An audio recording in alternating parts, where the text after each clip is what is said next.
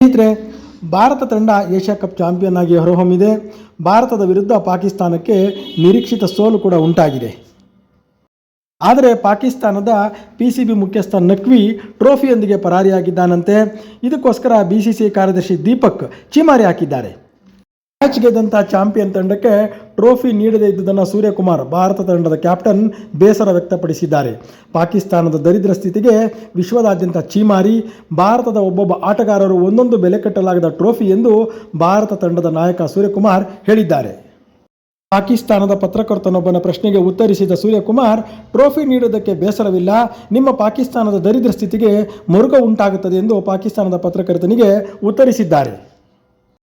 ಸ್ನೇಹಿತರೆ, ಇಲ್ಲೊಂದು ಅದ್ಭುತ ಪ್ರಸಂಗ ನೆನಪಿಗೆ ಬರ್ತಾ ಇದೆ.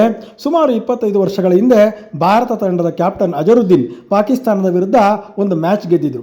ಆಗ ಇಮ್ರಾನ್ ಖಾನ್ ನಾಯಕನಾಗಿದ್ದ. ಆ ಮ್ಯಾಚ್ ಸೋತ ನಂತರ ಇಮ್ರಾನ್ ಖಾನ್, ಭಾರತ ತಂಡದ 2 ಆಟಗಾರರು ನಮ್ಮ ತಂಡದಲ್ಲಿ ಇದ್ದಿದ್ರೆ ನಾವು ಈ ಮ್ಯಾಚ್ ಗೆಲ್ತಾ ಇದ್ವಿ ಅಂತ ಹೇಳ್ತಾನೆ. ಅದಕ್ಕೆ ಪ್ರತ್ಯುತ್ತರವಾಗಿ ಅಜರುದ್ದೀನ್, ಪಾಕಿಸ್ತಾನದ 2 ಅಂಪೈರ್ ಇದ್ರೆ ಸಾಕು ನಮ್ಮ ತಂಡದಲ್ಲಿ, ಇಡೀ ವಿಶ್ವವನ್ನೇ ಗೆಲ್ತೀವಿ ನಾವು ಅಂತೇಳಿ ಅವನ ಕಾಲೆಳಿತಾರೆ. ಇದಕ್ಕಿಂತ ಅವಮಾನ ಬೇಕಾ ಇವರಿಗೆ?